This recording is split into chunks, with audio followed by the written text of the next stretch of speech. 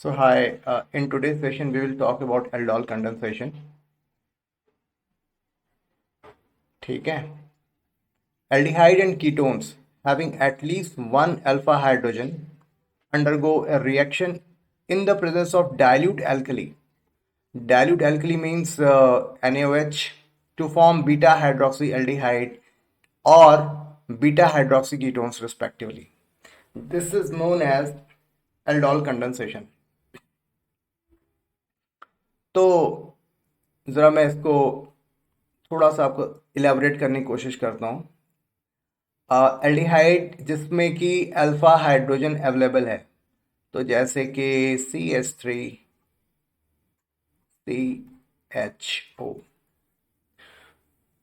तो alpha position जो है, ये जो कार्बोनिल ग्रुप है CO, यहाँ से जो कार्बन जुड़ा हुआ है, ठीक है, उस कार्बन से this carbon is called alpha hydrogen, alpha carbon. This carbon is called alpha carbon. और इस अल्फा कार्बन से जो हाइड्रोजन जुड़े हुए हैं, those hydrogen are called alpha hydrogen. ठीक है, ये आपको समझनी चाहिए, समझने की जरूरत है. यहां पर अब जैसे ये देखो HCHO,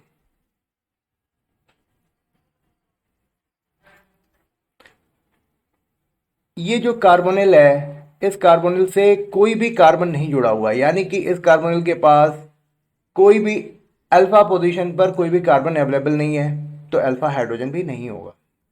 ठीक है,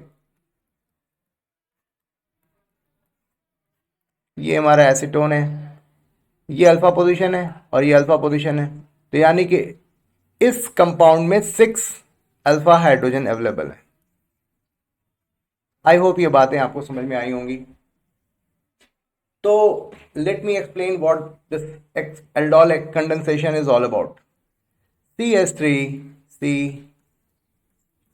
और CHO, इसे हम डाइल्यूट NaOH के साथ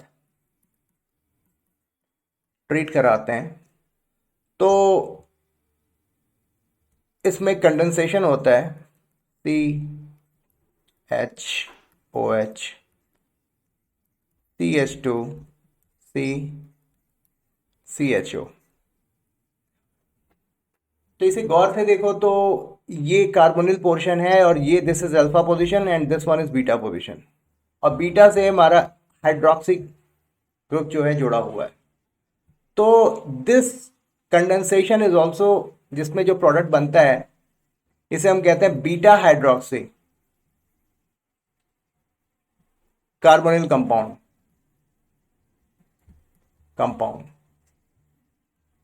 ठीक है, ठीक है. तो यानी कि हमने दो मॉलिक्यूल लिए CH3CHO के और डाइल्यूट NaOH के साथ ट्रीट कराया, तो जो हमारा कंपाउंड बना CH3CHOH CH2CHO. ठीक है, this is called aldol. Aldol means what? Aldehyde and alcohol. इसमें एल्डिहाइड भी आपको दिखेगा और अल्कोहल भी दिखेगा. अगर मैं CH3CHO की जगह पर एसीटोन लेता हूं, ठीक, तो उस केस में कीटोन से, जो कीटोन का जो कार्बोनिल पोर्शन है, वहां से बीटा पोजीशन पर आपको हाइड्रोक्सिल ग्रुप दिखाई पड़ेगा, यानी कि उस केस में उसे, उस कंपाउंड को हम कहेंगे कीटोल. ठीक है, तो ये ब्रीफ डेफिनेशन हुई. इसको मैं एक बार फिर से जरा आपको डिमॉन्स्ट्रेट कर देता हूं. जैसा कि मैंने पढ़ा यहाँ पे कि बीटा हाइड्रोक्सी एल्डिहाइड या फिर एल्डोल या फिर बीटा हाइड्रोक्सी कीटोन्स, जिसे कीटोल भी कहते हैं, this reaction is called aldol reaction. ठीक है, ये दो रिएक्शंस आपको देखने हैं. ठीक है, CH3CHOH CH2CHO, और इसके बाद जब हम इसे हीट करते हैं, तो क्या होता है, यहां पर डिहाइड्रेशन होता है, एक H यहां से निकल जाता है और यहां पर फिर एल्कीन फॉर्म होता है. तो यानी कि इस केस में ब्यूट टू इनर, ये हमारा एल्डोल कंडेंसेशन प्रोडक्ट हुआ. सिमिलरली प्रोपेनोन का जब कंडेंसेशन होगा, तो कीटॉल बनेगा। ठीक है, और ये कैसे बन रहा है इसके बारे में हम लोग बात करेंगे, कोई प्रॉब्लम नहीं है। और फिर इसमें से जब हम हीट करेंगे तो डिहाइड्रेशन होगा, और इस तरीके से 4 मिथाइल पेंट 3 इन 2 ओन, यानी कि ये कंपाउंड बनेगा, एल्डोल कंडेंसेशन प्रोडक्ट। ठीक है, तो ज़रा मैं आपको मैकेनिज्म की दुनिया में लेके चलता हूँ। आई गेस ज़्यादा इसमें मैकेनिज्म है नहीं। आ, नहीं है। Okay, no problem, no problem, I will explain that part. तो हम्म, तो इसे मैकेनिज्म जो है,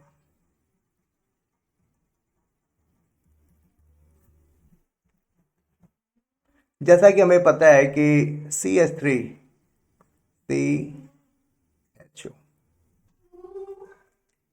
इसे जब हम NaOH के साथ ट्रीट कराते हैं, यहाँ पर पॉजिटिव पार्ट है और यहाँ पर नेगेटिव पार्ट है। तो जो अल्फा पोजीशन पे जो कार्बन है वहां से हाइड्रोजन रिलीज होता है, और CH2 - COH बनता है। तो आप कहोगे अच्छा ऐसी बात है। ओके, आ, ये ऐसा देखा गया है कि यहां पर आप गौर से देखो तो यहां पे रेजोनेंस मिल रहा है, और ड्यू टू दिस रेजोनेंस इसमें हमें स्टेबिलिटी दिखाई देती है। तो इसका जो हाइब्रिड फॉर्म होगा वो कुछ यूं इस ढंग का होगा, और यहां पर नेगेटिव चार्ज होगा और यहां पर नेगेटिव चार्ज होगा, और ये H। ठीक, तो ये इट इज स्टेबल, और जिसके चलते यहां पर सॉल्यूशन में H आयन जो है सरवाइव कर पाता है। मान लो अगर ये जो इंटरमीडिएट है, अगर ये काफी अनस्टेबल रहा होता तो H आयन इसे फिर से रिएक्ट करके बैकवर्ड डायरेक्शन में चला जाता। लेकिन ऐसा देखा गया है कि those aldehydes which having alpha hydrogen, they show acidity, they show acidic character at alpha position, वहां पर H आयन जो है सॉल्यूशन में रिलीज होती है। ठीक है, तो आपने जैसे यहां पर देखा, और इसके बाद Na+ सॉल्यूशन में दिखाई पड़ेगा। ये जो है CH2 जो एनायन बना, और ये फिर से एक और जो CH3CHO है उससे रिएक्ट करता है इसके पॉजिटिव सेंटर पर। कैसे? जैसा कि हमें पता है कि कार्बोनिल पोर्शन जो है वो पोलराइज होता है, और ये इलेक्ट्रोफाइल इस पोजीशन पर आना प्रेफर करेगा, और इस तरीके से फिर हमारा कंडेंसेशन हो जाता है। तो जरा मैं दिखा देता हूँ, CH3C HO-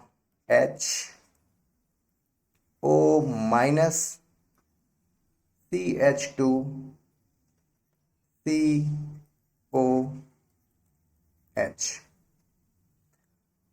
जैसा कि ये सॉल्यूशन डाइल्यूट है, डाइल्यूट सॉल्यूशन है, तो इसमें H आयन जो है अवेलेबल होते हैं।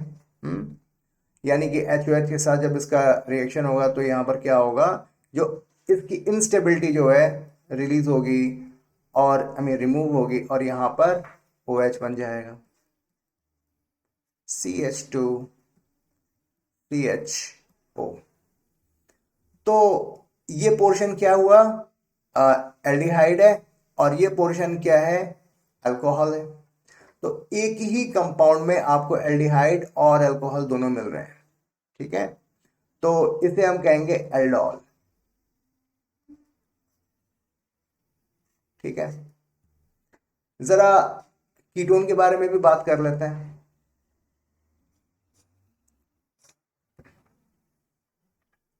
CH3COCH3, ये हम NaOH के साथ ट्रीट कराएंगे।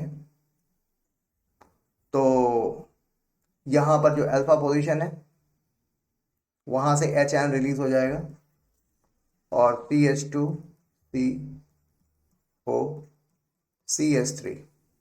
ठीक है, तो ये और HN रिलीज होगा और फिर इसे CH3COH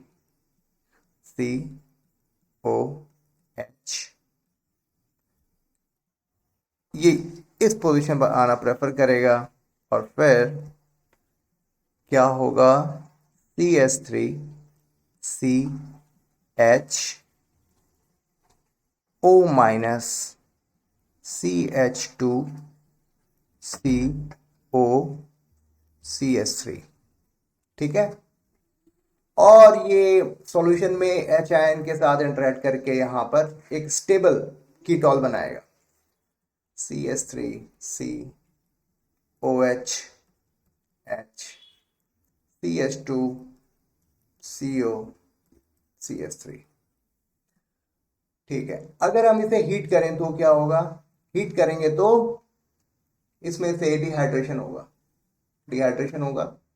तो इसका मतलब ये हुआ कि ये जो OH है इसके बगल के जो हाइड्रोजन है वहां से और ये OH आपस में इंटरेक्ट करेंगे और H2O यहां से निकलेगा, CH3CHCHCO3। ठीक है, तो यहां पर कीटोन और यहां पर एल्कीन बन रहा है। अब आप बोलोगे कि वेल अच्छी बात है, यहां से आपने H निकाला, लेकिन H हम लोग इसके बगल वाली पोजीशन से भी निकाल सकते थे, यहां से, यानी कि इस पोजीशन से भी निकाल सकते थे, ये वाली जो पोजीशन, ऐसा कर सकते थे। लेकिन जो भी एल्कीन हम फॉर्म करते हैं ना, उसमें हमें जो अल्फा हाइड्रोजन को हमें काउंट करने की जरूरत होती है, और जिस एल्कीन में ज्यादा आपको अल्फा हाइड्रोजन मिलेंगे that alkene is considered to be a more stable alkene. तो ऐसा सेट्जेफ रूल कहता है।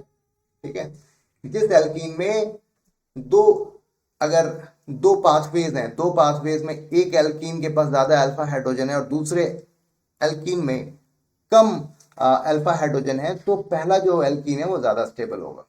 ठीक है, सिमिलरली मैं जरा पीछे जाता हूं और ये जो एल्डोल है यहां पर फिर से हमने हीट किया तो यहां से H2O रिलीज होगा और क्या होगा, CH3CHCOH।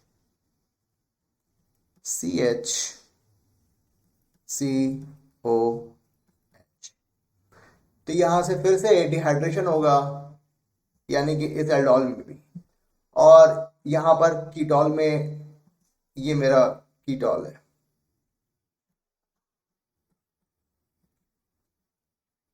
ठीक है, अच्छी बात है। Let's talk about cross aldol condensation.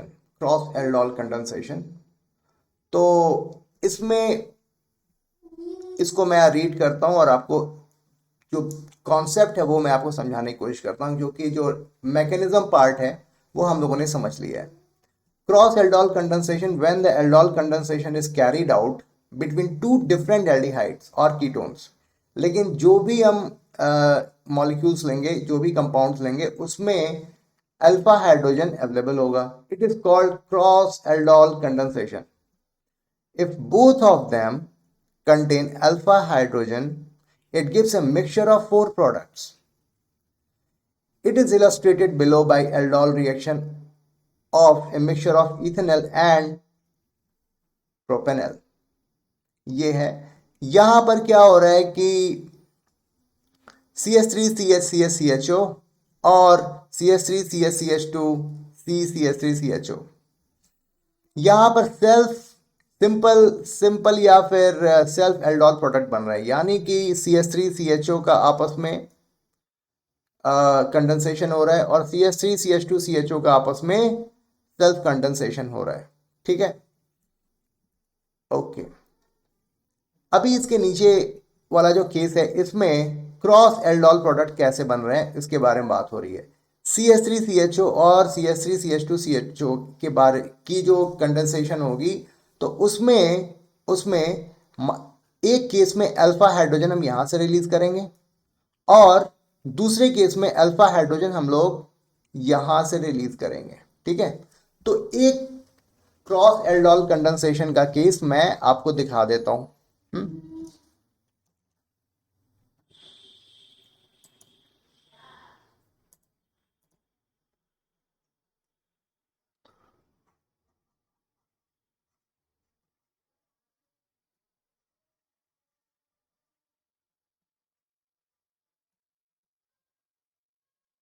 तो ये CH3CHO और CH3CH2CHO। ठीक है, तो केस नंबर 1 जब हम NaOH के साथ ट्रीट करा रहे हैं तो पहले केस में यहां पर ये जो अल्फा पोजीशन है, ये जो अल्फा पोजीशन है, यहां से हाइड्रोजन निकल रहा है। तो CH3CH2CHO प्लस NaOH, ये प्लस और ये माइनस, तो CH3CH और यहां पर क्या हुआ माइनस और OH प्लस HI। ठीक है, यहां पर आपको रेजोनेंस देखने को मिलेगा। ठीक, अब इसे कंडेंसेशन होगा CH3CHO के साथ, CH2CH माइनस CHO। तो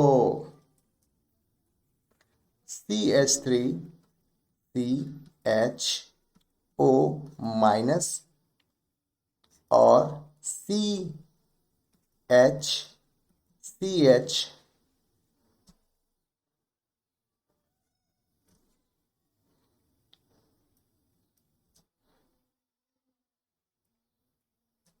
ठीक है, तो CHCH3CHO। ठीक है,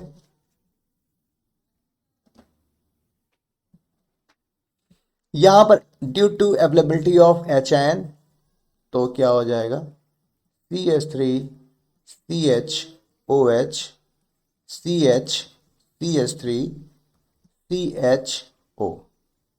ठीक, वेल इसको थोड़ा सा मैं एक्सपेंड कर देता हूं ताकि आसानी से हम लोग डिहाइड्रेशन करवा पाए।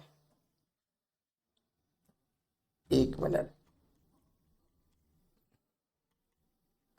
हाँ, COH HCH3COH, इसे हम हीट करेंगे और यहां से H2O यानी डिहाइड्रेशन होगा, वो इस पोजीशन पर से डिहाइड्रेशन होगा। ठीक है, तो हमारा प्रोडक्ट क्या बना, CH3CH3CH3CHO। ठीक है, जरा इसके बारे में देख लेते हैं। CH3CH CCH3 CH3CH double bond CCH3 CH3CH double bond CCH3CHO। ठीक है, एक प्रोडक्ट हमारा ये बना।